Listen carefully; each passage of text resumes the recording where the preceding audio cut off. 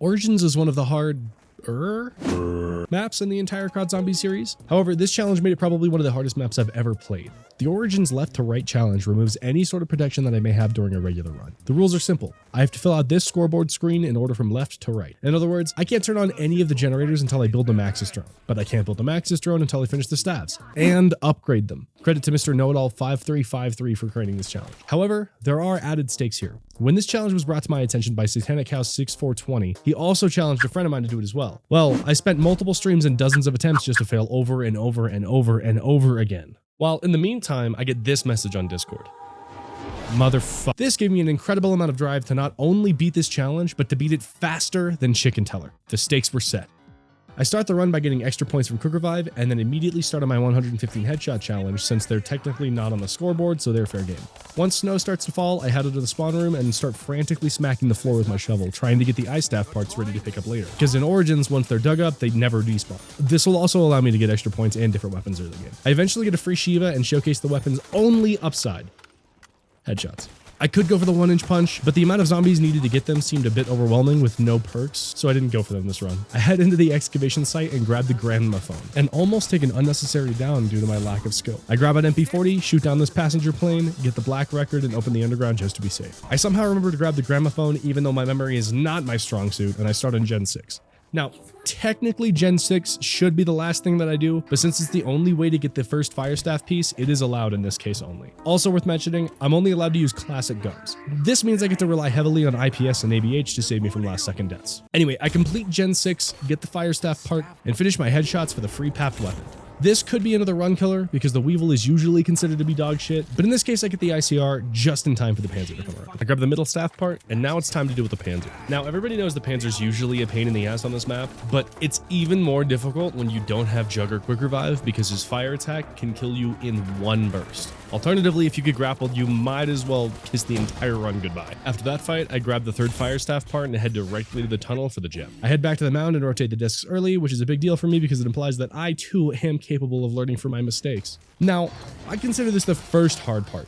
This upgrade step asks me to sit in this tight area and kill zombies over this floor thing. I don't know. But I gotta do it with no shield or perks. And hey, while we're here, a quick fun fact about this map. You don't actually need to kill the zombies with the fire staff over this grate. You just need to kill them so that their bodies land on the floor and then you incinerate them with the staff. After that, I complete the second upgrade step by shooting these torches in the order given, then almost die.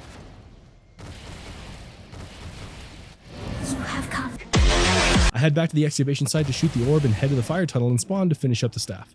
But not before I risk the entire run over a carpenter.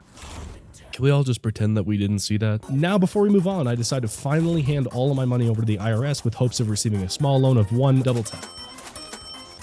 And when that doesn't take me past the threshold, I go down the street and buy a gun and a bunch of ammo for it, and the implied threat alone was enough to get what I was looking for. Then I finish the upgrade for the fire staff and beat what I consider to be the real hard part of this whole run. That being killing zombies without my big fuck-off cannon to help me. I come back out of the tunnel and it's snowing, so I keep digging around and try to uncover the ice staff parts, and while I do, I grab the wind disc and wait around for the giant to come through.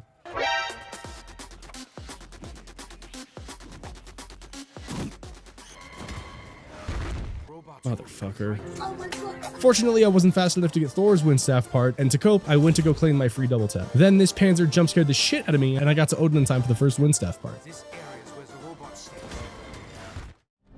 Hey, you're finally aware. After an ungodly amount of time, I got the second wind staff part, then the third right after almost dying in the dumbest way possible.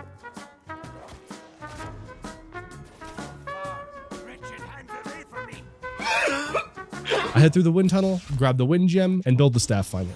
Since I'm already down here, I risk dying multiple times to get the discs rotated properly. Still on brand, I see. I head back to Agartha, complete the puzzle, then head back to France to shoot these helmets, and the orb to finish the upgrade steps. All that's left is to place the staff on its altar and kill some bitches. At this point, I already have the fire staff upgraded, so I'm able to just hold up in the center here and barricade the exits,